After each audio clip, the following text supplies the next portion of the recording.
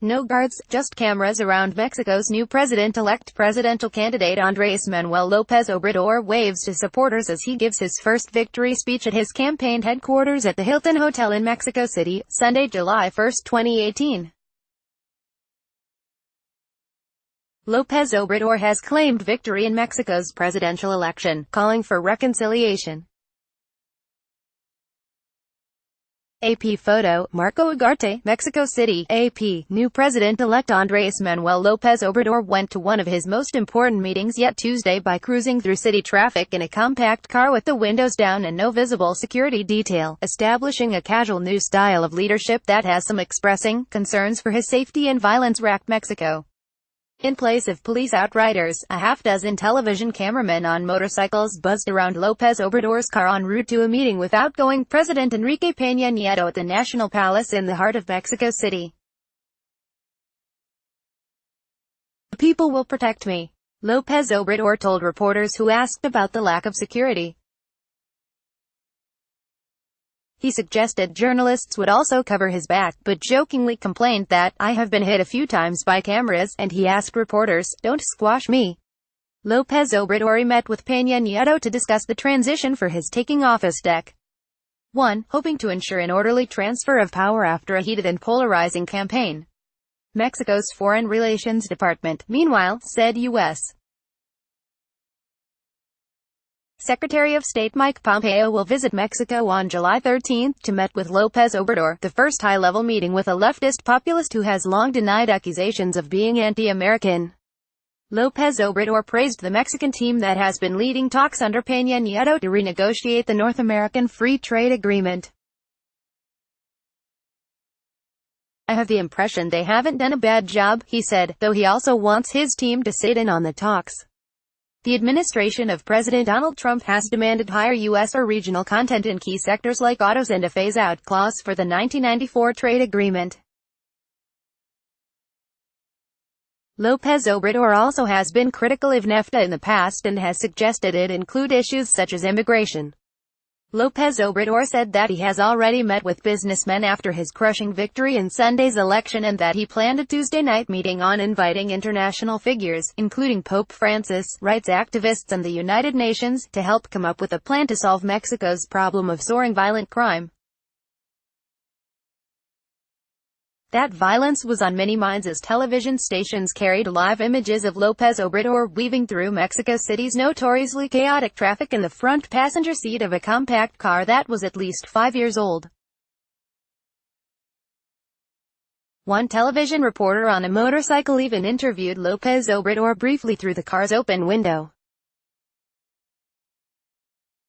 López Obrador, 64, confirmed that he won't budge on his decision to forego Secret Service protection.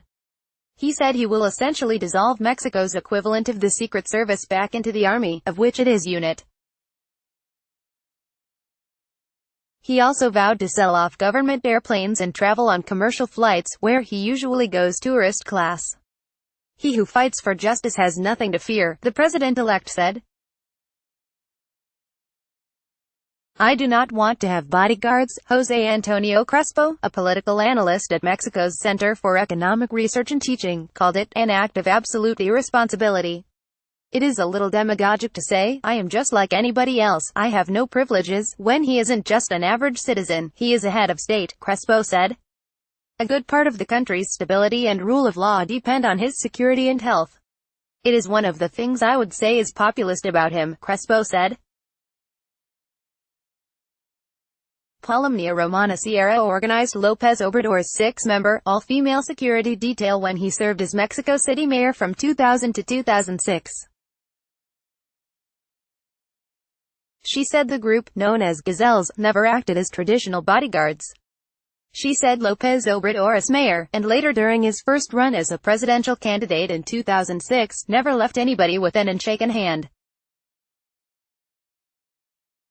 He accepted everything, all the gifts, food and religious amulets he was given by supporters. It was hardly an ideal security setup, but Romana Sierra noted the group never had to draw their guns.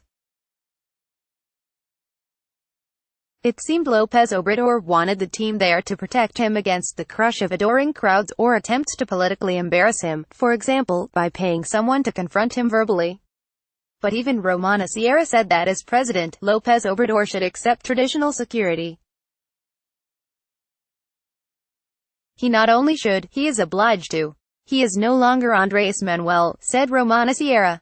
He represents a whole nation. A total of 145 politicians, most local figures, have been killed in Mexico since September.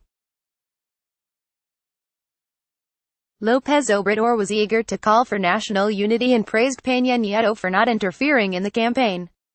Photos showed the two men shaking hands and strolling the opulent halls of the colonial-era National Palace off the main square known as the Zócalo, the political and cultural heart of the country.